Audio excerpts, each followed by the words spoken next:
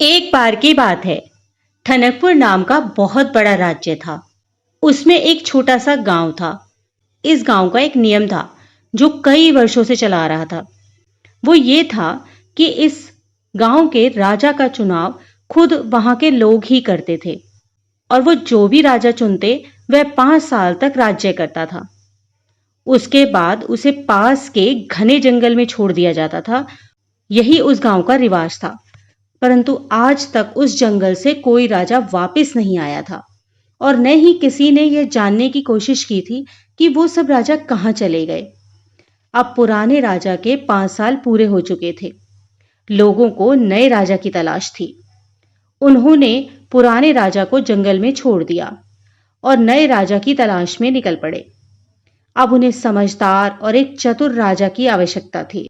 नए राजा के चुनाव का काम राज्य के मंत्री को सौंपा गया। राज्य के मंत्री ने किशोर नाम के एक व्यक्ति के बारे में बहुत सुना था। किशोर एक बहुत गरीब व्यक्ति था और वह पास के गांव में ही अपने परिवार के साथ रहता था। एक दिन मंत्री किशोर के पास गए और उसे सारी बात बताई। मंत्री ने कहा, क्या तुम इस राज्य के राजा बनना पसंद करोगे? क्या तुम्हें ये प्रस्ताव मंजूर है? किशोर थोड़ी देर के लिए चुप हो गया और कुछ सोचने के बाद बोला, मुझे एक दिन का समय दीजिए आप, मैं फिर आपको बताता हूं। इस पर मंत्री बोला, ठीक है, मैं कल फिर आऊंगा, आप मुझे अपना उत्तर बता दीजिएगा। मंत्री के जाने के बाद किशोर ने सारी बात अपनी पत्नी को बताई।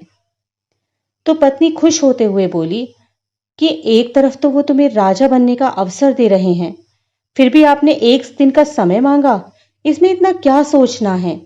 हमारी सारी गरीबी दूर हो जाएगी, आप तुरंत हाँ बोल दीजिए।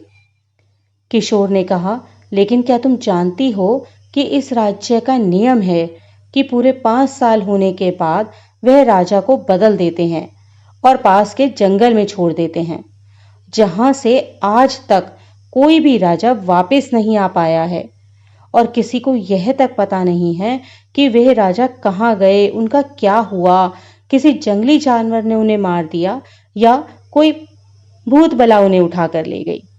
तो उसकी पत्नी बोली, हम इस समस्या का कोई ना कोई समाधान ढूंढ लेंगे, आप बस मंत्री जी को हाँ कर दीजिए।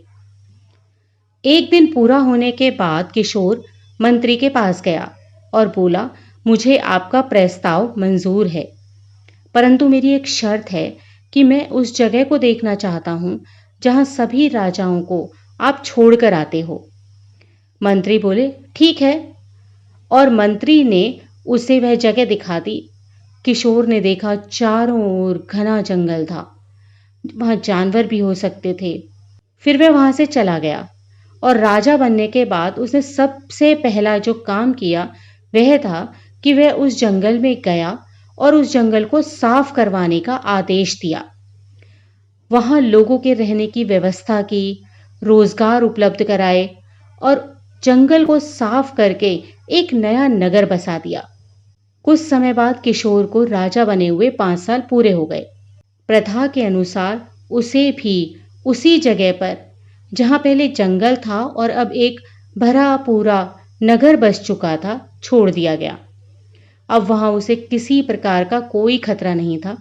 वहां किशोर आराम से अपने परिवार के साथ रहने लगा। इस तरह से किशोर और उसकी पत्नी की सूझबूझ से उनकी जान बची और उन्होंने एक अच्छी और सुदृढ़ जिंदगी जी।